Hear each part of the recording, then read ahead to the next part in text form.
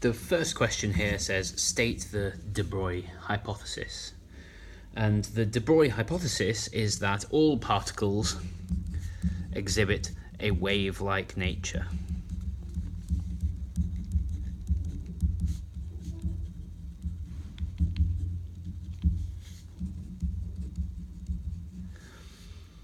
Now the wavelength of those particles, the particle's wavelength, is given by Planck's constant divided by the particle's momentum, so lambda equals h over p.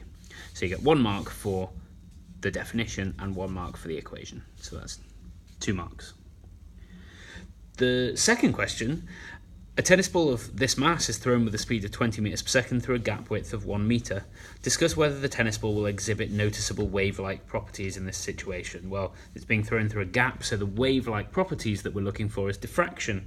So the first thing that we can do is we can work out what the wavelength of that tennis ball would be. So lambda equals h over p, which gives us 6.63 times 10 to the minus 34. Divided by p, which is mass times velocity, so 0.06 times 20, and that gives us a wavelength of about 6 times 10 to the minus 34. Now that wavelength is way, way smaller than the gap of 1 meter, and so because it's so much smaller, remember diffraction only happens when the wavelength and the gap size are roughly similar, so this will exhibit no diffraction at all, and so no wave-like properties will be noticeable. That's one way of working out that question. The second way is using the uncertainty principle. So you can say that delta x times delta p is greater than or equal to h over 4 pi. And your uncertainty and momentum you could take from being your actual momentum. So you've got 0.06 times 20. So the momentum there, or your delta p, what you're taking is your delta p, gives you 1.2 kilogram meters per second. Putting that into this equation gives you an uncertainty in your position of about 6.33 times 10 to the minus 35 meters. Now that uncertainty in the position, again, is so small that no diffraction is going to be noticeable and we're not going to notice wave-like behavior.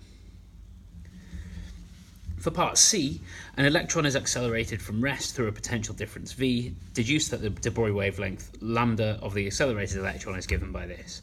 Well, first of all, we need to know that kinetic energy of the electron is given by the charge on the electron times the voltage. Now that comes from V equals E over Q.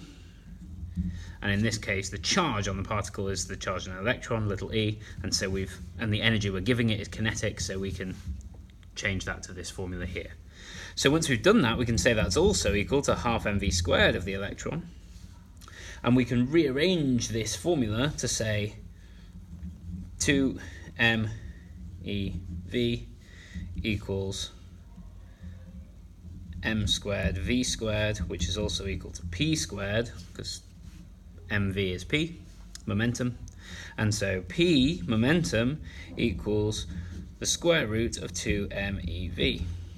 Now we put that into our equation up here, and we get lambda equals h over root 2 mev, and that's what we're trying to get there. The final part of this is just using this equation, calculating the de Broglie wavelength. So that gives us lambda equals 6.63 times 10 to the minus 34 over the square root of 2 times the mass of an electron, which is 9.11 times 10 to the minus 31, times the charge on the electron, which is 1.6 times 10 to the minus 19, times the voltage, which is 54 from the question, and that gives you a de Broglie wavelength of 1.7 times 10 to the minus 10 meters.